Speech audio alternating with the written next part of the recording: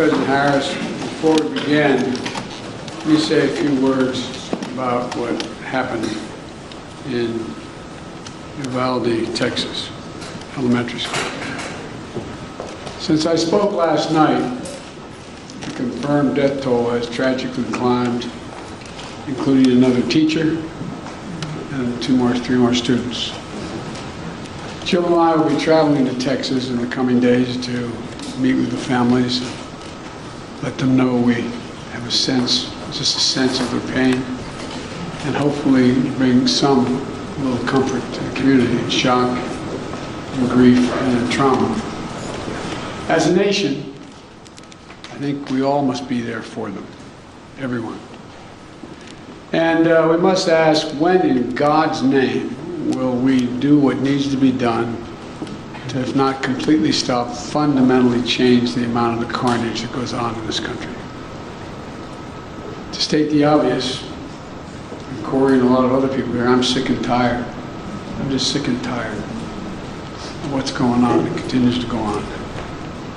I spent my career as chairman of the Judiciary Committee and as vice president working for common sense gun reforms. As I said, as a senator and a vice president.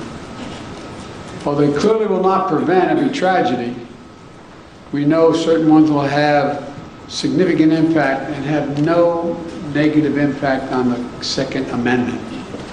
The Second Amendment is not absolute. When it was passed, you couldn't own a cannon. You couldn't own certain kinds of weapons. It's just always been limitations. But guess what? These actions we've taken before, they saved lives. They can do it again.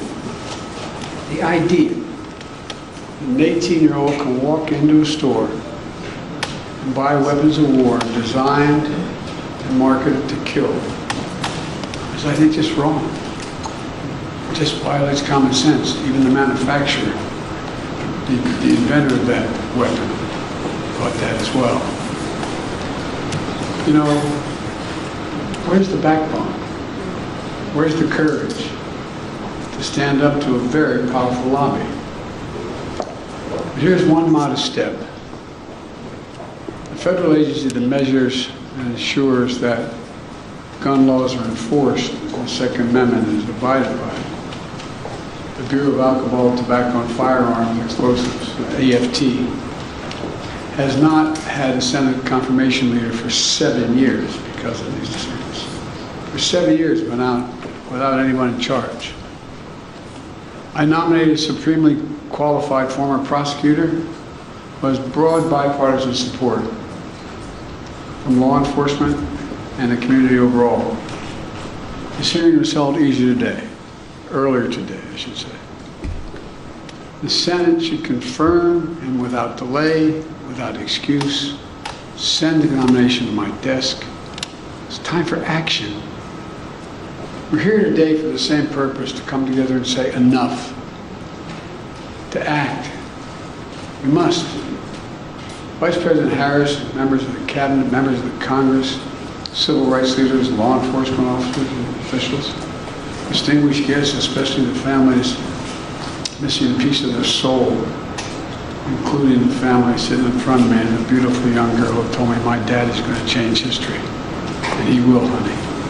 He will. They lost a piece of their soul 2 years ago as well. You know, I know events remembering your loved ones, even though they're meant with great reverence, are really hard. Everything's come back as if it was happened yesterday. But in your own ways, each of you, whose family's been victimized, have summoned the courage to find purpose through your pain, to stir justice that's been too long dormant, and to give hope while in need of hope yourself. That's why the executive order I'll be signing today is so important in my view. It's a measure of what we can do together to heal the very soul of this nation, to address profound fear and trauma, exhaustion, to particularly black Americans, have experienced for generations, and to channel that private pain and public outrage into a rare mark of progress for years to come. 2 summers ago, in the middle of the pandemic, we saw protests across the nation, the likes of which you hadn't seen since the 1960s. They unified people of every race and generation. Athletes and sports leagues boycotted and postponed games. Companies and workers proclaimed Black Lives Matter. Students staged solidarity walkouts. From Europe to the Middle East to Asia to Australia, people saw their own fight for justice and equality, what we were trying to do. The message is clear. Enough. Just enough. Look, almost a year later.